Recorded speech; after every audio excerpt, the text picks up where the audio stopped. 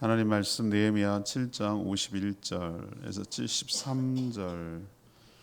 73절까지 말씀 교독하겠습니다. 느헤미야 7장 51절에서 73절입니다. 오늘은 12월 4일 수요일 저녁입니다. 12월 4일자 본문 느헤미야 7장 51절에서 73절까지 말씀 교독합니다. 갓삼 자손과 흡사 자손과 바세아 자손과 베세 자손과 51절 61절이에요. 미안합니다. 61절에서부터 73절. 델메라와 델하르사와 구룹과 뚠과 인멜로부터 올라온 자가 있으나 그들의 종족이나 계보가 이스라엘에 속하였는지는 증거할 수 없으니 그들은 들랴 자손과 도비야 자손과 누고다 자손이라 모두가 642명이요 제장 중에는 호바야 자손과 학고스 자손과 바르실레 자손이니 바르실레는 길앗 사람 바르실레의 딸 중에 하나로 아내를 삼고 바르실레의 이름으로 불린 자라. 이 사람들은 계보 중에서 자기 이름을 찾아도 찾지 못하였으므로 그들을 부정하게 여겨 제사장의 직분을 행하지 못하게 하고 성도의 그들에게 명령하여 우림과 둠빔을 가진 제사장이 일어나기 전에는 지성물을 먹지 말라 하였느니라.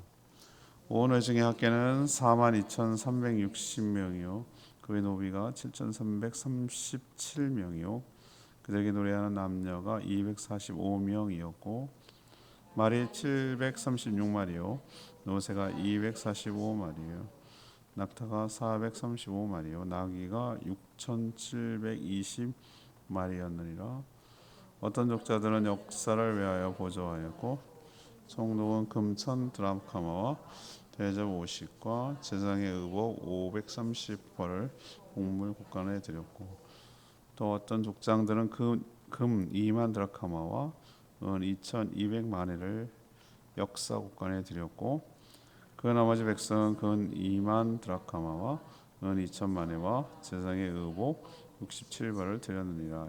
이와 같이 제사장들과 레위 사람들과 문지기들과 노래하는 자들과 백성 몇 명과 느디님 사람들과 온 이스라엘 자손이 다 자기들의 성읍에 거주하였느니라. 아멘.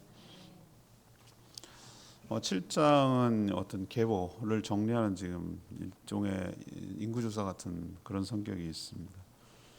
근데 백성들 계보를 등록하는 과정에서 신원이 불분명한 그런 자들이 나온 거예요.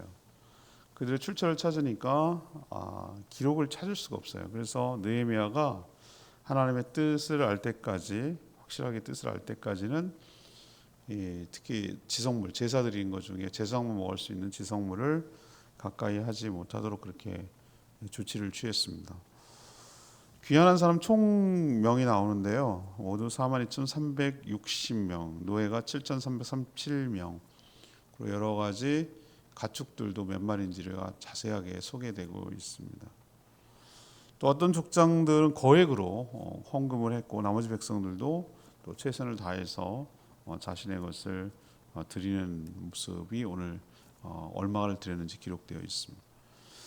오늘 질문은 공동체가 어떻게 형성되어 가는가? 공동체는 어떻게 형성되어 가는가? 이것이 오늘 질문입니다. 먼저 61절에서 65절까지인데요.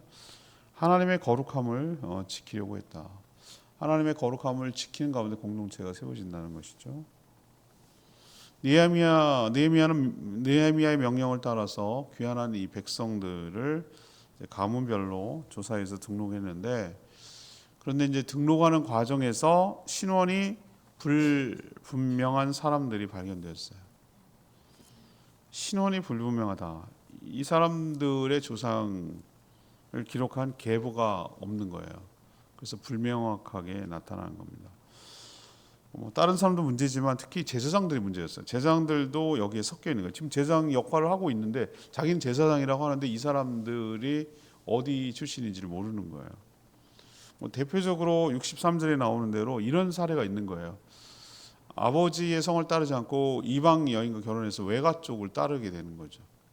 그 라인이 이제 뭘 요즘은 뭐 친가냐 외가냐 이게 의미가 없기는 합니다만 당시에는 그 외가 쪽으로는 안 쳤죠. 저 바르실레가 그런 경우에 바르실레 이방인과 결혼해서 이방 여인의 후손, 그러니까 자손은 자손인데 이방 여인과 결혼해서 어느 쪽을 따르 아버지 쪽을 따르고 그래야 되는데 이방 여인 이름을 따오니까 그 자손들로 내려가니까 이 사람이 유대인인지 아닌지 또 제사장인지 아닌지 이게 불분명한 거예요. 우리도 보면은 해외 이민 가고 그러면 벌써 이민 2세, 3세, 4세 내려가면은 그냥 혼혈이 될 수밖에 없어요. 왜냐하면 어떻게 한국인 사람들만 맨날 찾아요. 카레이스키 고려인이라고 부르는 중앙아시아에 사는 사람들은 벌써 한 4대 내려가니까 그냥 현지인들과 결혼을 살고 우리도 이민 2, 3세 가면은 뭐 멀리 갈 거죠. 우리 처족과도 결국은 한국인과는 결혼하지 않는 거거든요. 가면은 아무래도 교제하고 할 수밖에 없는 사람이 그렇게 미국은 원래부터 뭐 다민족 국가였고 그래서 자연스럽게 이게 섞이게 되는데 그러다 보니 이름을 글로 따면 그 사람이 어느 족속인지를 잘 모르게 되는 거죠. 그런 것 같아요. 그래서 느헤미야가 이제 알게 됐어요 이걸. 그러면은 우리 생각은 어떻습니까? 아니 그렇게 이거 지금 포로로 끌려가고 150년이 지났단 말이에요. 수많은 전쟁을 겪었고 또 포로 생활을 오래 했고 그러니까 그 난리통에 이런 6.25 이런 난리도 없었다고 뭐 이런 얘기 하잖아요 우리들요. 우리가 왜 완전히 계급이 없어지는지 여러분 아세요?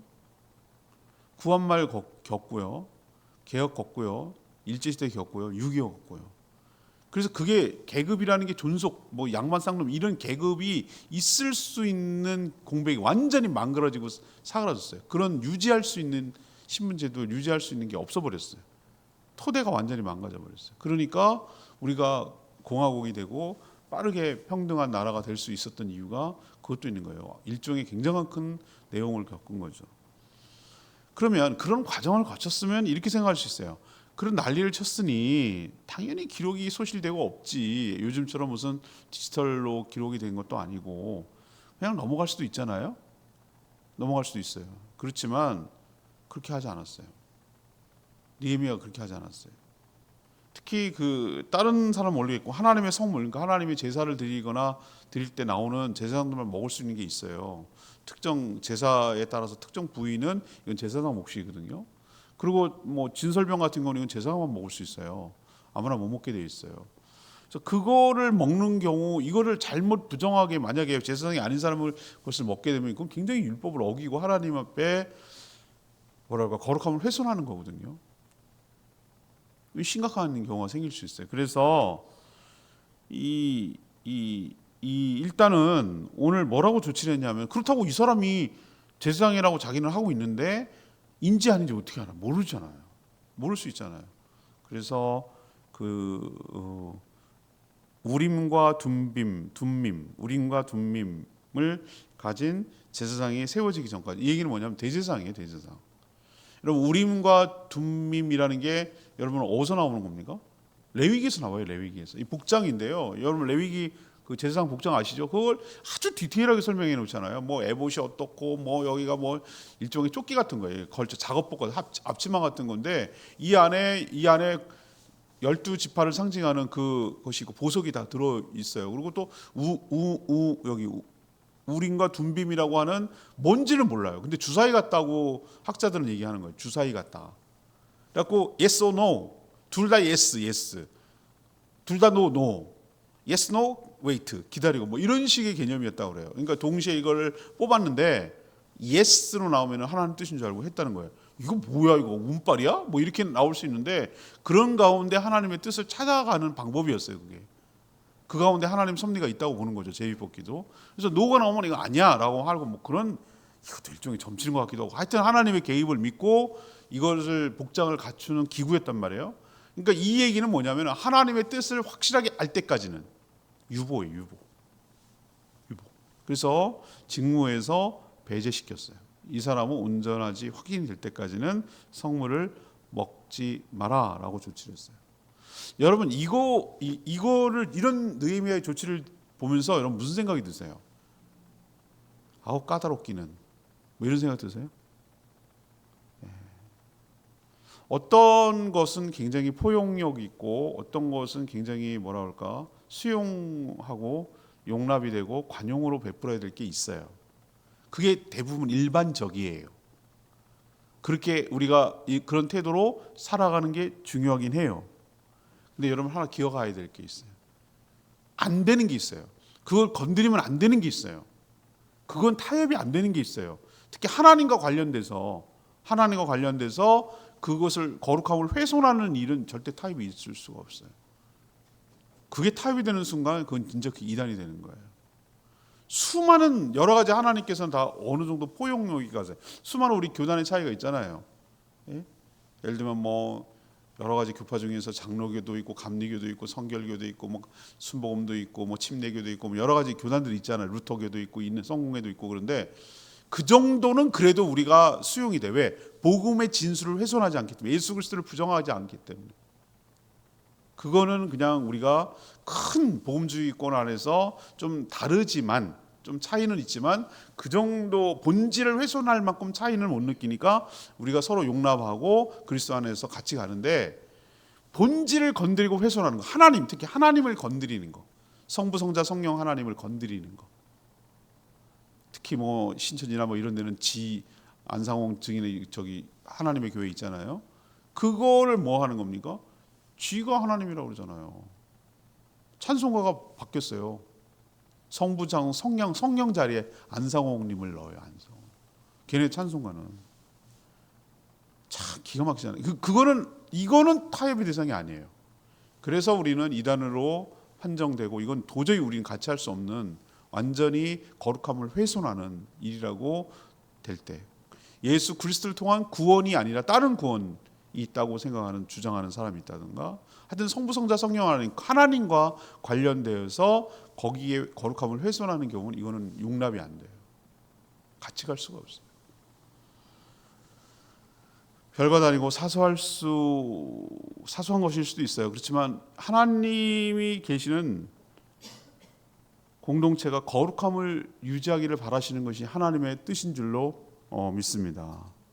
우리도 어떤 것은 용납해야 되고 어떤 것은 안 되는 게 있는데 특히 하나님의 거룩함을 진리를 훼손하고 복음을 훼손하는 일에는 타협이 있을 수 없다. 그래야 공동체가 건강하게 세워져 간다.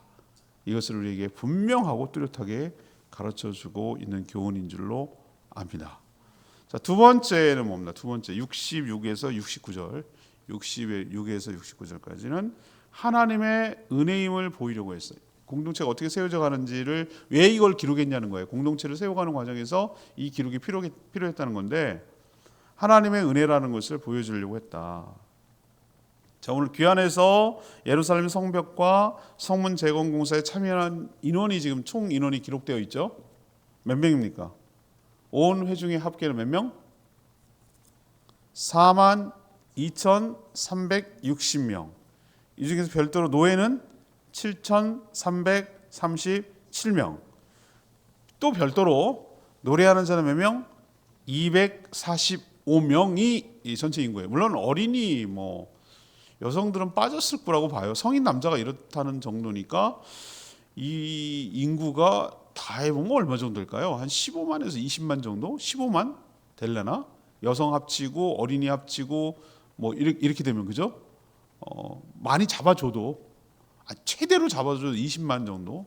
예, 최대로 많이 잡아줘. 이거는 제가 보니까 성인 남성을 카운트한 것 같긴 한데 그래 봤자예요. 그래 봤자 몇 명입니까? 서귀포 시민 정도? 예, 밖에 안 돼요. 만약에 요 4만 2천 요 정도가 만약에 진짜 모든 인구를 얘기한다 그러면은 한 동이에요. 동, 연동, 노영동 요 정도 인구 정도밖에 안 돼요. 굉장히 작잖아요. 이런 사람 갖고 어떻게 했지? 그리고 말 7361, 노새 245마리, 낙타 435마리, 낙이 6720마리 뭐 이 정도예요. 이게 가동할 수 있는 이 사람들의 전부잖아요. 우리로 치면 뭐예요? 뭐 포크레인이 몇 대, 뭐 덤프트럭이 몇 대, 이거잖아요. 지금 그 얘기하는 거잖아요. 이게 가용할 수 있는 자원을 얘기하는 거죠. 왜 이렇게 구체적인 숫자를 다 카운트해가지고 합산했죠? 기록해놨죠?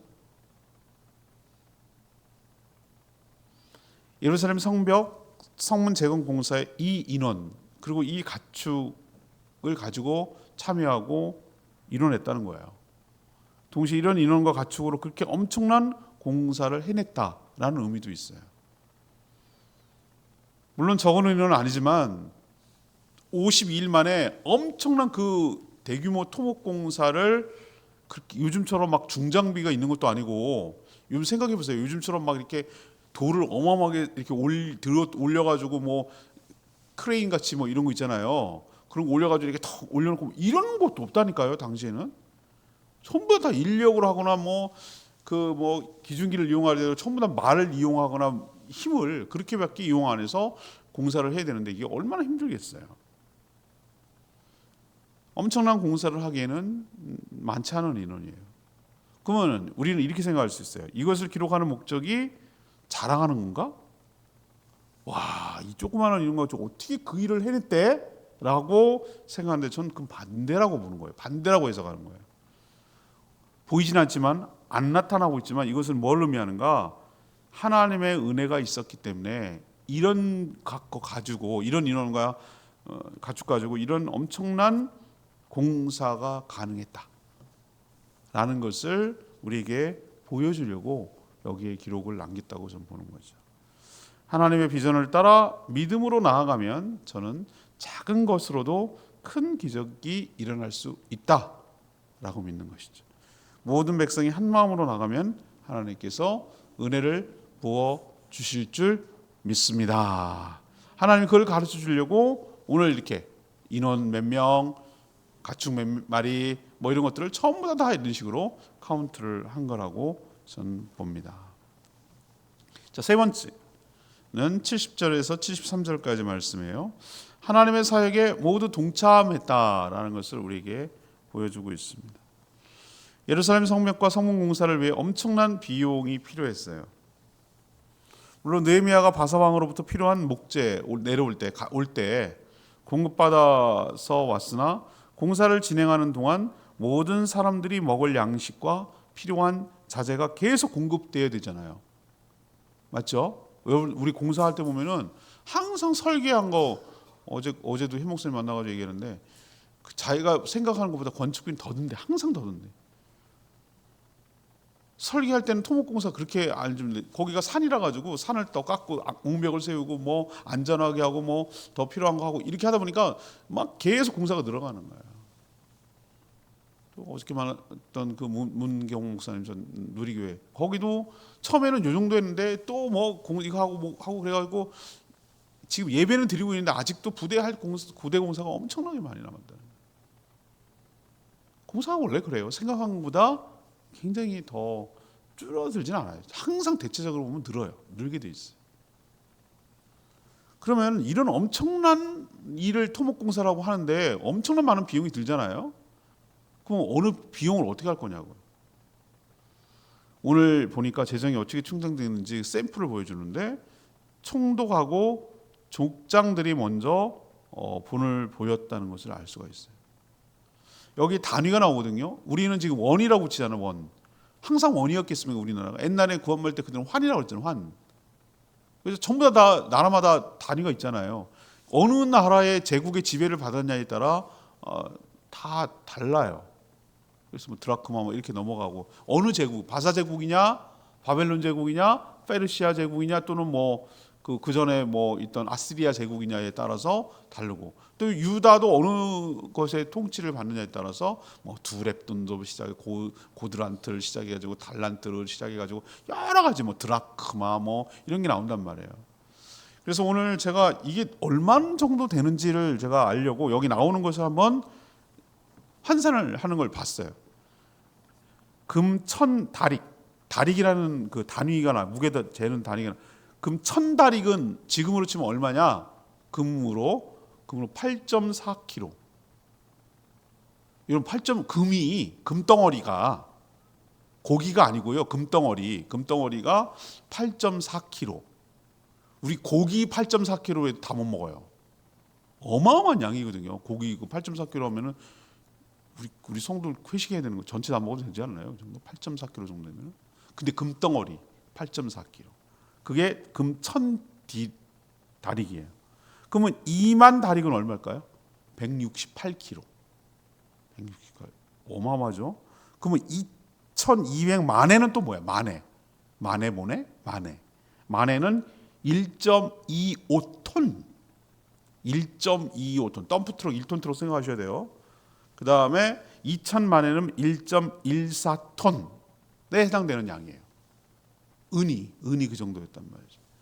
이야, 어마어마하지 않습니까? 요즘으로 쳐도 아무리 은값이 싸다고 그래도 그렇지, 요즘 금값이요? 아우, 금 팔지 말걸. 아우, 계속 금 올라가.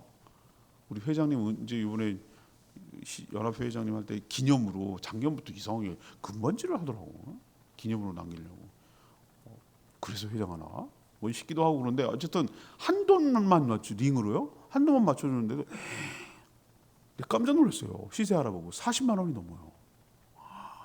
한돈이. 와, 그 어마어마한 금액이잖아요. 그걸 8.4kg.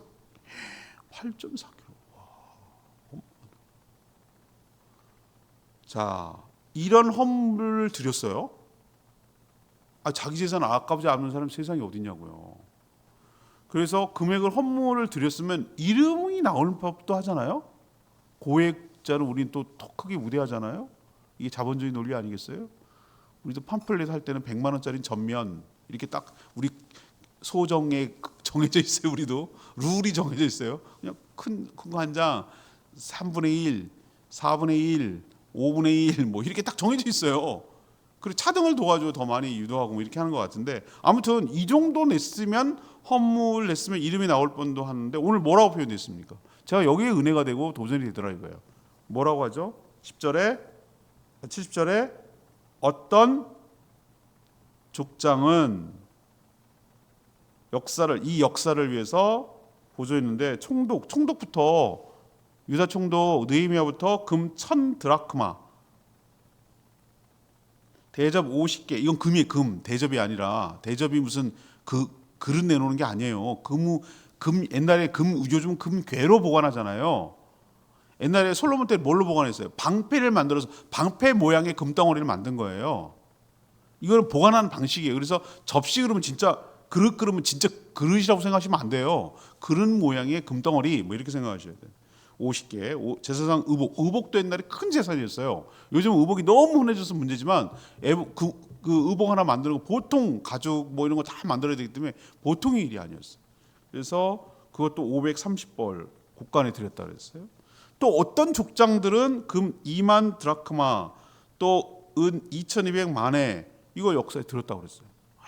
와, 어마어마하잖아요. 근데 어떤 족장이래요?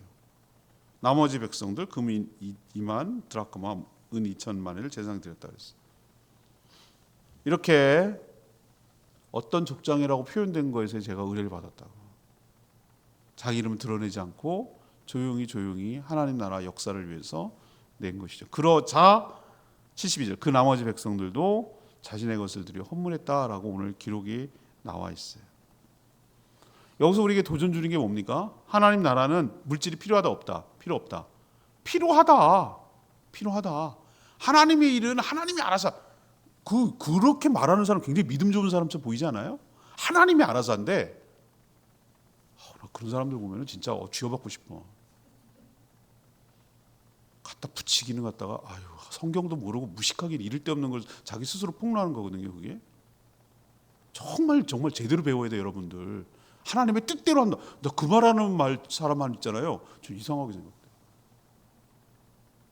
말은 하나님의 뜻이라고 그래놓고 지 뜻대로 하자는 얘기예요. 그게 해석이 그렇게 돼요. 하나님이 알아서 한대요. 제가 지난 주일날도 설명드렸잖아요. 뭐가 믿음의 행동인가? 내가 다 책임을 져야 될 것처럼 내가 베스트라고 내가 마치 하나님이 없는 사람처럼 마치 내가 이 모든 것들을 해야 되는 것처럼 최선을 다해서 하는 모습만 있으면 안 되고 그런 모습도 있고 플러스 그거 아니고 하나님이 도와주시고 하나님의 은혜 베풀어 주시지 않으면 안 된다는 생각으로 하나님께 매달리는 것이 두 개가 합쳐져야 된다고요. 둘 쪽에 어느 한쪽에 치우치는 것이 하나님 뜻이 아니고 믿음의 행동이 아니라고 제가 말씀드렸잖아요.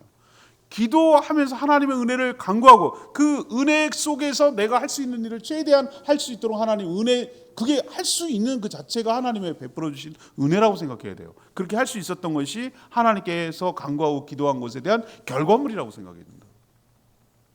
제 말의 그 의미를 아시겠어요? 하나님께 간구하고 기도하는데 하나님의 역사는 결국은 모든 마음이 감동된 사람들이 먼저 솔선수범하고 모든 사람들이 동참하고 함께 해 가지고 합쳐져서 하나님의 나라가 역사가 일어나는 거예요. 그걸 우리 보여주고 있잖아요. 지도자들 총독부터 이거 쭉 하니까 나머지 백성들도 함께 동참하는 거잖아요. 여기서 우리에게 필요한 거는 주의 일을 하는데 이런 물질이 필요하다. 더 중요한 거, 모든 사람이 함께 동참하는 것이 바람직하고 중요하다라는 거예요. 제가 여러 교회 목회할 때 제가 지침이 있는데 몇 가지 그 마음의 기준 같은 게 있어요. 저는 어떤 일을 할 때 그래요. 혼자서도 할 수 있고 몇 사람이면 될 때가 있어요. 근데 왜 그 모든 성도들이 함께 동참하기를 원하고 광고하고 같이 하기를 원하고 이렇게 하는 줄 아세요? 그렇게 해야 교회가 함께 세워져가는 책임의식을 갖게 되고 그게 교회라는 것을 보여주고 그럴 때 하나님의 은혜와 축복이 함께하는 줄로 압니다. 그렇게 동참하는 사람은 하나님께서 기억하시고 하나님께서 그 삶이 보람되고 복되게 하신다고요. 그래서 그 축복받을 기회를 주는 거예요. 같이 동참할 수 있는 기회를 주는 거예요. 참여할 수 있는 기회를 주는 거예요. 그래서 자꾸 같이 하자는 거예요. 그래서 세상은 한 사람이 그냥 딱 목도내가지고 딱 끝내고 이러면 세상은 돌아가요. 근데 교회는 그렇게 하면 안 되는 거예요.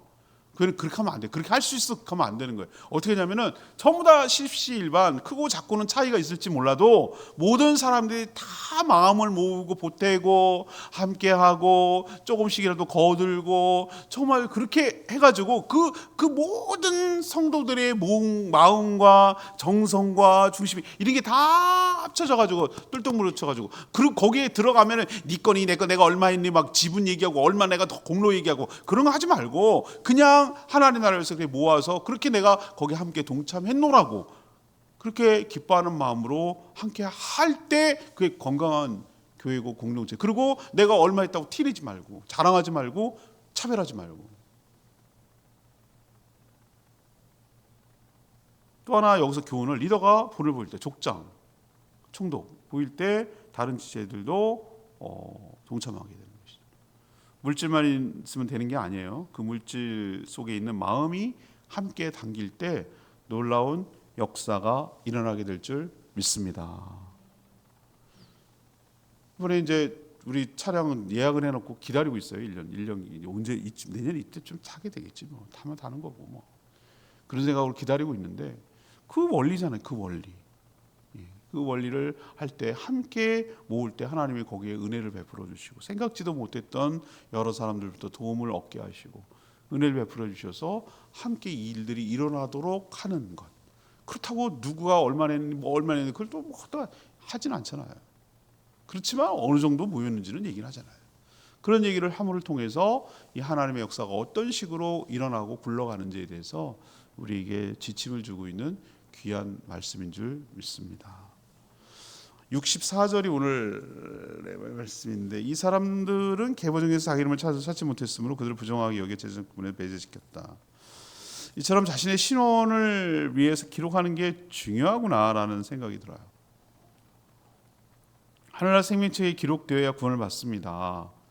요즘처럼 교회도 등록도 안 하고 그저 도둑처럼 예배만 드리고 빠져나가거나 온라인으로 참여하는 가난한 성도들 얼마나 많은지 몰라요. 이런 자들이 저는 바로 계보에서 자기 이름을 찾아도 찾지 못하는 사람들이라고 생각해요. 그러니 이런 자들이 나는 크리스찬이에요 라고 어디 가서 말하겠지만 공동체가 없는 크리스찬은 있을 수가 없어요.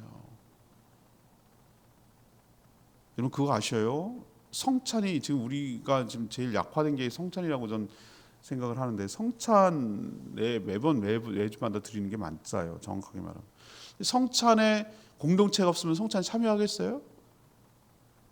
공동체가 없는데 실체가 나오지 않는데 그 은혜가 완전히 한쪽 반쪽 잘라져 나가는 거예요. 그리고 말씀만 듣는 게 예배예요? 강연 듣는 거랑 뭐가 달라요? 그게 아니라 공동체 속에 속해서 함께 교제하고 함께 힘을 합쳐서 일을 해나가고 함께 어떤 일을 해나가는 것이 없잖아요. 그 어디 등록이 안 되어 있으면. 그러니까 그거는 온전한 신앙생활을 하는 게 아니고 은혜에서 배제되는 거예요.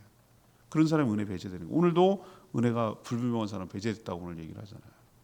오늘 말씀 통해서 나의 신원이, 내 이름이 분명하게 기록되는 게 중요합니다. 두 가지 면에서. 하나는 하늘나라의 생명책에, 또 하나는 이 땅의 커뮤니티 처치, 지역교회, 이 땅에 땅을 디디고 살아가는 지역교회에도 내 이름이 속해 있어야 되는 거예요. 그럴 때 되는 것이지 등록도 안 하고 그건 진짜 신앙생활 제대로 하지 않는 거예요. 이거 기억하시고 우리가 공동체를 어떻게 세워가야 될지 오늘 말씀을 통해 지침을 얻게 되기를 바랍니다. 오늘 말씀 붙들고 기도하기 전에 805장 부르고 기도하도록 하겠습니다.